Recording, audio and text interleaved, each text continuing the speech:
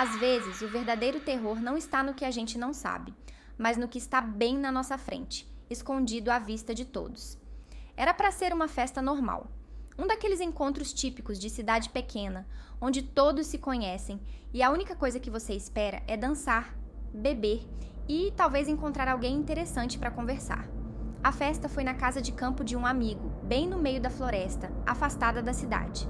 Já fizemos outras festas lá antes, então eu não estava preocupado com o local. Pelo contrário, o isolamento dava um toque especial. Ninguém para reclamar do barulho, ninguém para interferir. Mas naquela noite, as coisas foram diferentes. Algo estava errado desde o começo, embora eu só fosse perceber isso mais tarde. O lugar estava lotado, as luzes brilhando fracas sobre a grama alta, música alta tocando, as risadas se misturando com o som do vento batendo nas árvores. Era uma noite de lua cheia, e claro, tinha gente brincando sobre isso. Cuidado com os lobisomens, Zrene alguém gritou. Rimos, uma piada inofensiva, eu pensei.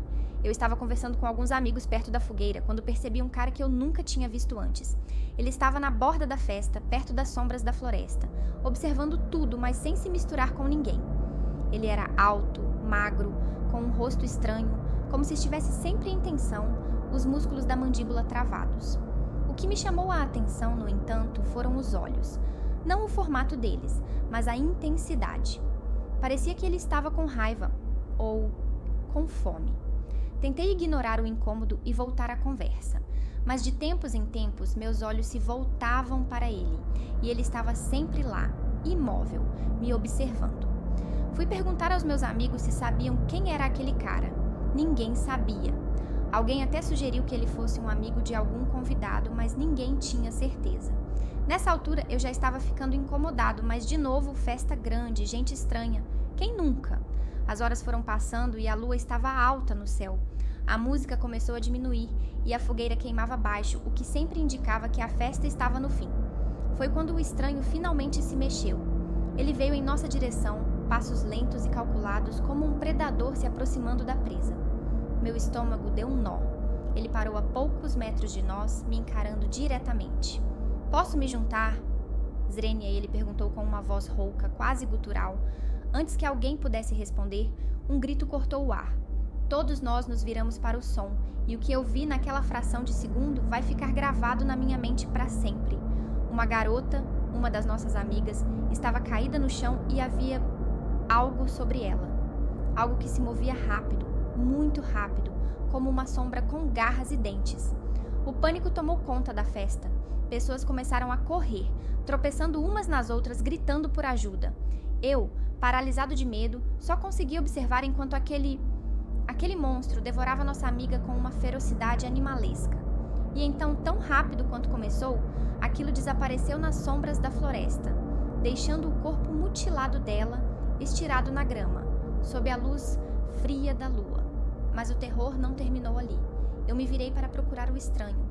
Ele ainda estava lá, parado, e eu vi algo que me fez congelar. Seu corpo estava mudando, os ossos se esticando, o rosto deformando-se em algo que não era humano. Ele não era apenas um espectador naquela festa. Ele era o que estava à espreita. Eu finalmente entendi. Ele era o lobisomem.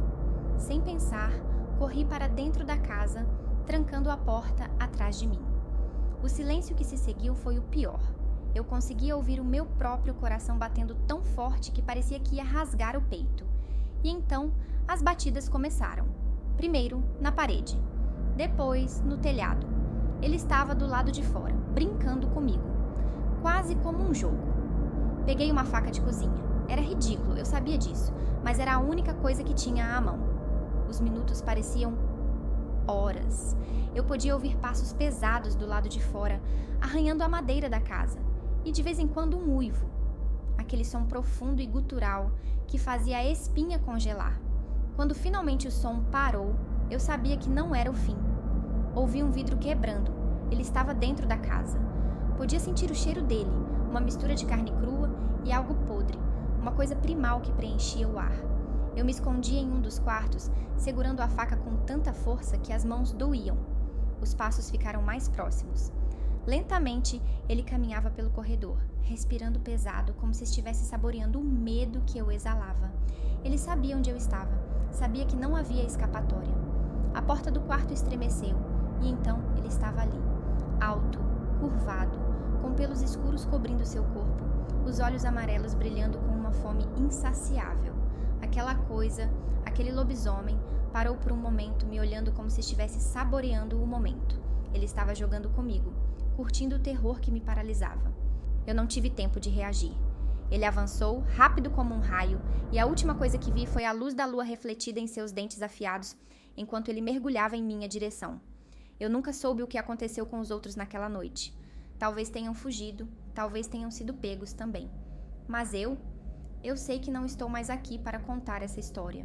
E se você está ouvindo isso agora, lembre-se, às vezes as piores coisas não são aquelas que se escondem nas sombras, mas aquelas que entram na sua vida sem aviso, disfarçadas de normalidade, como um convidado numa festa.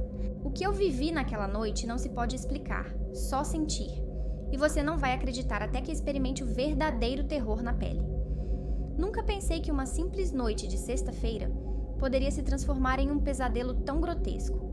Mas o que aconteceu comigo naquela noite mudou minha vida para sempre. Meu nome é Rafael e vou te contar sobre o dia em que o inferno caminhou ao meu lado e eu só pude correr por minha vida.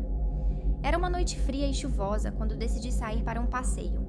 A cidade estava estranhamente deserta, como se o próprio céu estivesse se preparando para algo terrível. As ruas estavam inundadas pelas chuvas, e a iluminação das lâmpadas de rua refletia na água, criando um brilho sinistro. Eu havia acabado de sair de um bar, ainda tentando recuperar o ânimo, quando notei um som estranho. Era um arrastar de pés, como se alguém estivesse caminhando com dificuldade.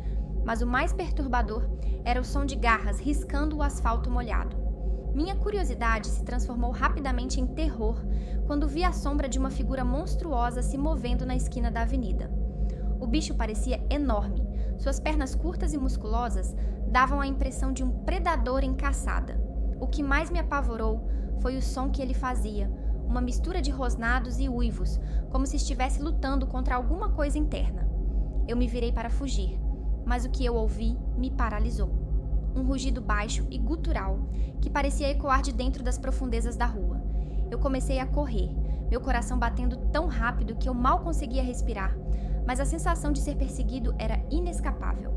A situação se agravou quando, ao olhar por cima do ombro, vi o monstro a poucos metros de distância, seu olhar fixo e olhos brilhando como brasas.